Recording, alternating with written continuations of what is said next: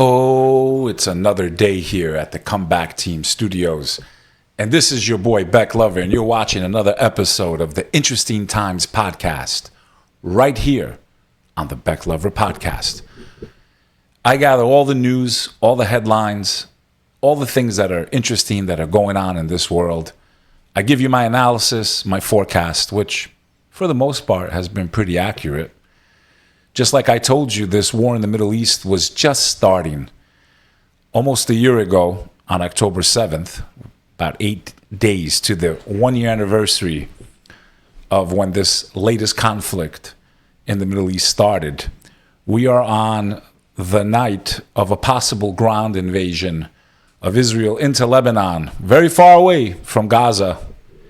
But last I checked, there was no hostages there, but we're going to get into this and what it might mean, not only for the Middle East, but for you and your children. Are you prepared? If you have a 16-year-old, 17-year-old, 18-year-old, or anyone in their early 20s, are you going to allow your children to be drafted if this conflict in the Middle East gets out of hand and what's going on with Russia and Ukraine and America's in the background of all these conflicts? Are you going to allow your child to be drafted and sent to a foreign land to fight for people that are not American? That might be coming very soon. But before we talk about the Middle East, let's talk about what happened in Georgia. Over 90,000 residents taking shelter after chemical fire as a haze smell spreads to Atlanta. Conyers, Georgia, more than 90,000 residents east of Atlanta were told to keep sheltering in place Monday, a day after a chemical plant fire sent a massive plume of dark smoke high into the sky that could be seen for miles. The haze and the chemical spell had spread to Atlanta by Monday morning, prompting firefighters to use detectors to check the quality of air in various parts of the city. Closer to the source of the fire, officials said chlorine, a harmful irritant, had been detected in the air from the fire at the biolab plant in Conyers, Georgia. The Rockdale County government said in a statement early Monday. The plant is about 25 miles southeast of downtown Atlanta. It's very close to a densely populated area. In Atlanta, officials said they believe the hazy conditions and chemical smells related to the biolab fire, but why we are seeing the change in conditions is what we are attempting to figure out. Latest plume modeling indicates it's moving towards the northeast. Great. It's probably headed in my direction. You know, between Canada with the wildfires and now this and God knows what's in the air. Who knows what people are even breathing in, man. Emergency management officials in Fulton County, which encompasses much of Atlanta, said people with concerns about the haze or smell should stay indoors, close their windows and doors, and turn off the air conditioning. That's great because it's hot as hell down in Atlanta. The fire was brought under control around 4 p.m. on Sunday. Interstate 20, which was shut down in both directions in the area Sunday, was reopened Monday morning. Some other roads in the county and county government offices were closed. Our top priority is ensuring the community's safety, and our teams are working around the clock to respond to the ongoing situation at our facility in Conyers, Georgia. And this is for the Georgia-based Kick Consumer Products. So, it's just crazy, man. It's like, how do these things happen? Where's the checks and balances, the safety? And who knows what the people of Georgia and anyone that's in the trail of this toxic air is actually breathing in. And 25 miles away from Atlanta is not far at all, depending how the winds blow. So, stay safe down there, my fellow Atlanteans and Georgia people. Reuters reports Lebanese troops pull back from border as Israeli ground invasion looms. Lebanese troops pulled back from the border with Israel late on Monday as ground invasion by Israel looked imminent, just days after Israel killed the head of Lebanese armed group Hezbollah in an escalation of regional tensions. 26 minutes ago, Israel strikes Beirut suburbs. Hezbollah targets Israeli troops. Israeli strikes hit Beirut southern suburbs. Reuters witness, security source says. So, all I know is that this conflict is, in my opinion, going into phase 2. Phase 1 was Gaza and the West Bank. Israel's already hit many countries, Yemen, obviously Gaza bombed it to oblivion. Now it looks like it's going to go into Lebanon. And we know they've struck in Iraq and Syria, and they're talking about Iran because Netanyahu's had a hard-on for Iran. Seems like pretty much his entire life. And I do believe that this war will expand well beyond even Lebanon very soon. How do we know? The U.S. is sending a few thousand more troops to the Middle East to boost security. This is reported by the AP. The U.S. is sending a few thousand troops to the Middle East to bolster security and to defend Israel if necessary, the Pentagon said Monday. The additional forces would raise the total number of troops in the region to 43,000. The increased presence will involve multiple fighter jet and attack aircraft squadrons. Pentagon spokesperson Sabrina Singh told reporters. U.S. officials said the total includes small numbers of other troops to augment the presence as well. It follows recent strikes in Lebanon and the assassination of Hezbollah leader Hassan Nasrallah, a significant escalation in the war in the Middle East, this time between Israel and Hezbollah.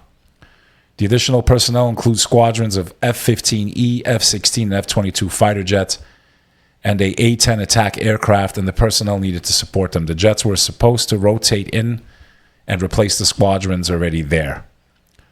On Sunday, Defense Secretary Lloyd Austin announced that he was temporarily extending the USS Abraham Lincoln Carrier Strike Group and its embarked air wing in the region. Must be nice, man, to be Israel. You have your own army that's not even your people fighting, defending you, invading other nations, getting billions of dollars from the American taxpayer. A U.S.-made 2,000-pound bomb likely used in strike that killed Hezbollah, giving you 2,000-pound bombs to take out your enemies. American-manufactured 2,000-pound bombs were likely used in the Israeli attack that killed Hezbollah leaders in Beirut on Friday night. A video published by the Israeli military on Saturday showed jets, it said, were used to carry out the attack, carrying out at least 15 2,000-pound bombs, including the U.S.-made BLU-109, according to Trevor Ball, a former senior explosive ordnance technician for the U.S. Army. The bombs known are called bunker busters for their ability to penetrate deep underground before they detonate, were also fitted with the U.S.-made Joint Direct Attack Munition, JDAM, a precision guidance kit that converts unguided or dumb bombs into smart munitions that can precisely strike a target. Other types of large bombs may have been used in the operation. The munitions contain 535 pounds of explosives, significantly less than another type of 2,000-pound bomb. Here is a picture. If you're watching on YouTube, Spotify, or Rumble, or listening anywhere podcasts are available, make sure you hit that subscribe button. Here's some footage from that day of that explosion, that massive explosion that leveled some residential buildings where the Hezbollah leader was, staying or hiding. And you can see multiple explosions from this footage, courtesy of CNN. The Times of Israel said to inform U.S. of plans for imminent limited ground operation in Lebanon. Israel is planning a limited ground operation in Lebanon that may start imminently, Israel has told the U.S. The operation will be smaller than Israel's 2006 war against Hezbollah and will focus on security for border communities. So, my friends, things are escalating. Israel hits Yemen's infrastructure again, what we know and why it matters. The large-scale Israeli attacks targeted seaports and power stations. This is reported by Al Jazeera. The Israeli military has carried out huge air attacks on Yemen, a country more than 2,000 kilometers away, for the second time in over 2 months, escalating regional tensions. Major ports and power stations operated by the Iran-backed Houthis were bombed, as Israel has expanded attacks from Gaza to Lebanon and Yemen. You know what I find so interesting? Like, regardless of who's in power or what they're saying, how come we never get to see what the president of Lebanon has to say, Hezbollah leaders. Like, how come none of their sound clips are put on mainstream media? Maybe they want to say something that we might want to hear. I don't know. Or maybe they're asking for a ceasefire. I mean, how come we never get to see world leaders speaking on the mainstream? We get a little explanation from a TV anchor that every single news outlet uses the same bite, same analysis, same bullshit. That's all I gather from all this. How come we never get to hear these world leaders speaking? I think it's important. I mean, the only time the Americans really got to hear what Putin had to say is when an independent journalist by the name of Tucker Carlson flew out to Moscow and let the guy talk, and we got to listen to him and hear what he had to say. It doesn't mean we agree with it or don't agree with it, but why is it that the mainstream never allows us to see the leaders of these countries that are in conflict? Like, how come? You know? Hamas leader that was killed in Lebanon was a UN employee, agency confirms. A UN aid group confirmed Hamas leader in Lebanon who was recently killed by Israeli strikes was their employee. Fateh Sharif was killed Monday in an airstrike on the Al-Bas refugee camp in southern Lebanese city of Tyre, along with his wife and children. A woman reads the Quran at the site of the assassination of Hezbollah leader Hassan Nasrallah in Beirut's southern suburbs. Sharif was responsible for coordinating Hamas terror activities in Lebanon with Hezbollah operatives. And Lebanon is at war, my friends. There's no other way to say it. I mean, it really started with the pager attacks. Austin orders U.S. forces to be ready to deploy to the Mideast. Read about that in the last article. Now to a guy that I love. He gives me the feeling of wanting to vomit in my own mouth.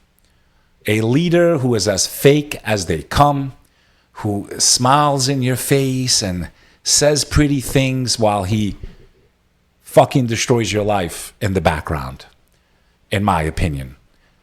None other than Governor Newsom.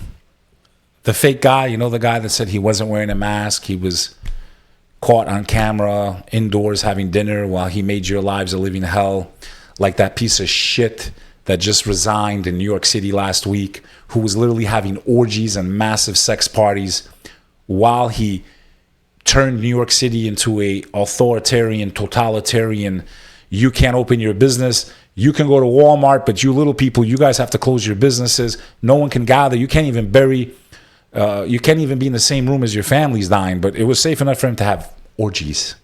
Yeah, these people that everyone protected and attacked people like me who are like, hey, there's something wrong here. These policies don't make sense. Science doesn't just like affect the little business person and the average American. It affects everyone supposedly. But I guess politicians and big corporations, they were immune. They were allowed to make billions and billions of dollars while they destroyed many of our lives. And many of us are stuck fighting each other over nonsense so that we don't focus on them. You know, these types of assholes. Newsom vetoes controversial California bill.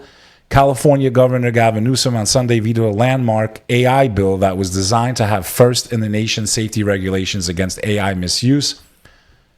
Backers of the bill would have required AI developers to comply with certain rules before developing models, had argued it would provide safety with workable provisions at a time when Congress had stalled on the matter and the EU has taken the lead in regulating the sector.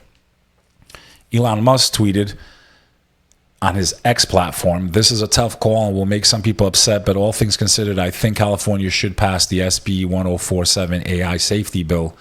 For over 20 years, I have been an advocate for AI regulation, just as we regulate any product technology that has a potential risk." He tweeted this on X on August 26, 2024. So, he vetoed that.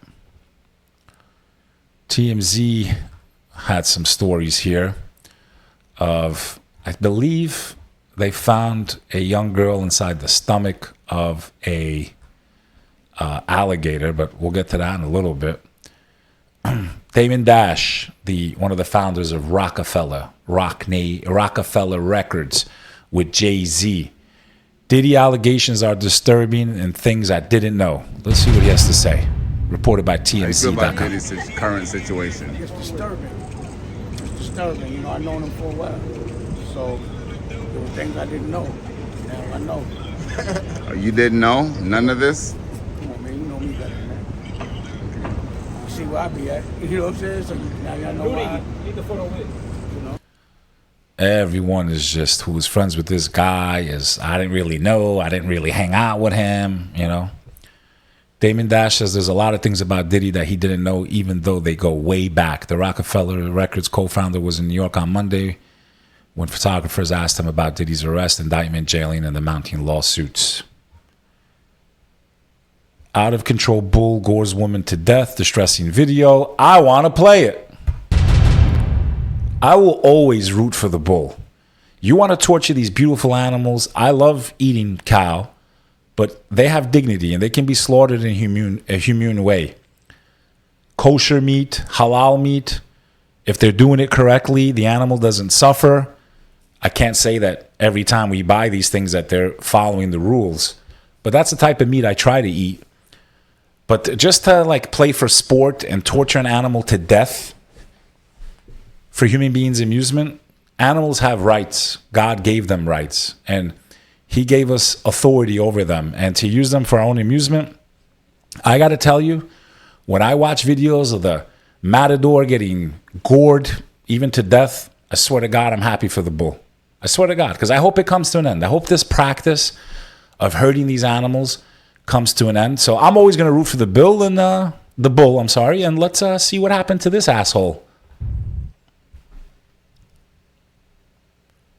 There they are. And here comes the bull. Go ahead, man. You didn't finish, bull. Go back. Go back. Finish him off. Finish him off. Get this one, too. Get that asshole with the beanie hat. You know? I love it, man. Let's go back and see how he hit him. I love it. Let's see. Go ahead, bull. Beautiful. I'll always be team bull when it comes to these crazy sports that people play for their amusement, torturing an animal like that. So now this was some strange news to me. You know, I'm American, born and raised here, but I'm of Albanian descent. And when I read this story a few days ago, I felt the need to comment on it. The premier of Albania, Edi Rama, says Albania will grant sovereignty to the Bektashi Muslims in Tirana, similar to the Vatican. Albanian Prime Minister Edi Rama said Sunday his country would transform the Tirana-based Bektashi Muslims and Islamic Sufi order into a sovereign state to promote moderation, tolerance, and peaceful coexistence. Speaking at the UN, Rama pointed out that Albania, a tiny Western Balkan country, saved Jewish refugees from Nazis during World War II and sheltered Afghans after the Taliban came to power 3 years ago. Albanians are also proud of giving the world Mother Teresa, who embodied love for humanity. Albania's 2.4 million population is about 50% Muslim, and the rest of the population Catholic and Orthodox Christians and other smaller communities. The country is known for its religious tolerance. Bektashi Muslims make up about 10% of the Muslims in the country, according to the latest census. It wasn't immediately clear how the order would legally be granted sovereignty. Yeah. How? Albanians are proud to be Albanian first, more than their faith, from what I gather of my people. They are a very tolerant society. I don't think it is in our benefits as Albanians to grant any group any type of sovereignty, the same sovereignty that our families died for, my family died for, generation after generation, my great-grandfather, my family in Kosovo, okay? That one ruler or one president or prime minister can just pick up and give pieces of Albania away completely without letting the people of Albania vote. This is definitely not fair. And it's nothing against the Bektashi community. I've had the chance to meet the Kratra Jush, as he's known, the head of that faith. At the time I met him in 2006, he was under the number one guy who passed away a few years ago. And we had dinner on top of the Daiti mountain, and we discussed faith and life. And they were very kind, and we had a very nice conversation.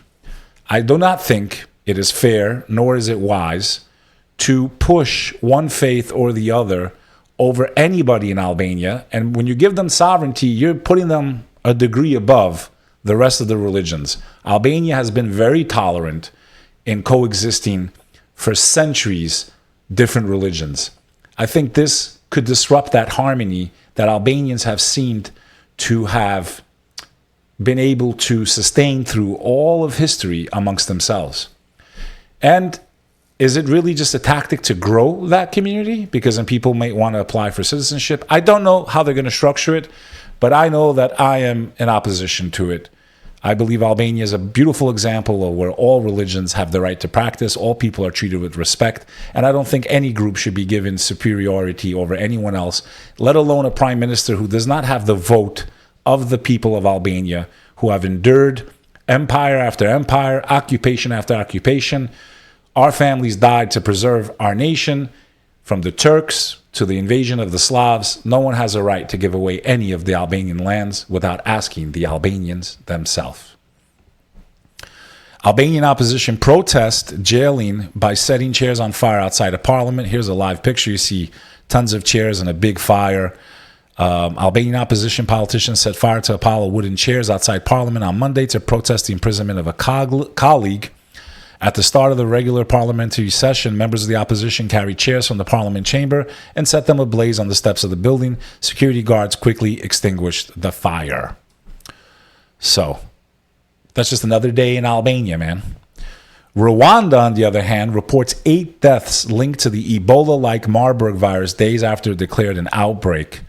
Rwanda says 8 people have died so far from the Ebola-like and highly contagious Marburg virus. Highly contagious. Key word. Associated Press. Just days after the country declared an outbreak of the deadly hemorrhagic fever that has no authorized treatment. Like Ebola, the Marburg virus originates in fruit bats and spreads between people through close contact with the bodily fluids of infected individuals or with surfaces such as contaminated bed sheets. Without treatment, Marburg can be fatal in up to 88% of people who fall ill with the disease. So highly infectious, 88% of people can die. How you looking today? How's everything going? You feeling good out there? Bringing you all the good and positive news from around the world. You feel safe in your homes? Do you feel good? Do you not feel the vengeance that may come upon you at one moment of time because all these wild things are going on in the world? If it's not one thing, it's another. Eventually, one day, your number will come in. Could you imagine catching this type of a illness where you basically boil to death and your brain has a hemorrhaging? I'm good. And what is it with these bats, man? Maybe we should just exterminate bats. I don't know. I know it could disrupt the entire ecosystem and lead to our extinction anyway. But it seems to be these bats. And there's people that eat these bats. And bats carry rabies. So far, 26 cases have been confirmed and 8 of the sickened people have died. Health Minister Sabin Nizamiana, you know I said that good, on Sunday night. The public has been urged to avoid physical contact to help curb the spread. Some 300 people who came into contact with those confirmed to have the virus have also been identified. Marburg is a rare disease. We are intensifying contact tracing and testing to help stop the spread. The minister said the source of the disease has not been determined yet. A person infected with the virus can take between 3 days and 3 weeks to show symptoms. That's great. Marburg outbreaks and individual cases have been in the past recorded in Tanzania, Equatorial Guinea, Angola, Congo, Kenya, South Africa, Uganda, Ghana, according to the WHO. Rwanda so far has reported 6 cases of Mpox, a disease caused by a virus related to the smallpox, but typically causes milder symptoms. Maybe we can shut the flights down, I guess. Other places that may lead to our destruction. 4 more U.S. health workers show symptoms after contact with Missouri bird flu patient, reported by Reuters. 4 additional healthcare workers in Missouri who came in contact with a hospitalized bird flu patient developed mild respiratory symptoms, but the virus was not confirmed in any of them. The report from the U.S. Centers for Disease Control and Prevention brings to 6 number of healthcare workers who cared for the Missouri patient and developed respiratory symptoms. Unlike previous U.S. bird flu cases this year, the Missouri patient who was hospitalized on August 22nd had no known contact with infected animals. Scientists are watching closely for signs that the virus has begun to spread more easily in people. I guess the Muslims got it right. Alcohol is destructive not only to your soul, because it makes you do things that you normally wouldn't do. You might wake up next to someone that you probably wouldn't have slept with, or cheat on your husband, or cheat on your wife, or beat someone up, or drive a car and, God forbid, take out innocent people because you were impaired. I do not agree with alcohol, and it's something I'm happy I put behind me in my life for over 11 years now. Drinking alcohol is linked to 6 types of cancer, experts say. It's toxic. More than 5% of all cancer cases are attributed to drinking alcohol, new report released. It's long been known that no amount of alcohol is good for the body, and now new research spotlights the potential harm it can cause. More than 5% of all cancer cases are caused by drinking alcohol. Among the modifiable risk factors for cancer, alcohol is the 3rd biggest behind being overweight and cigarette smoking. Excessive levels of alcohol consumption increase the risk for 6 different types of cancer, including certain types of head and neck cancer, esophageal, breast, colorectal, liver, and stomach cancers, said Rajashari Sengupta, PhD. Further research shows that alcohol intake at an early age can increase the risk of cancer later in life. Based on these findings, limiting or eliminating alcohol can reduce the risk of developing alcohol-related cancers by 8% and the risk of all cancers by 4%. So, quit smoking and drinking, you'll probably live a lot longer. In any event, this was a quick episode of Interesting Times. This is Bek Lover. You stay tuned right here, where I drop almost daily episodes about what's going on. Sometimes 2 episodes in a day, just depends. When there's enough interesting stuff to talk about, I will jump on. But make sure you follow all my handles. Check out, everything that's going on, and we'll keep you posted here on the Interesting Times podcast with your boy, Bek Lover. Bek Lover.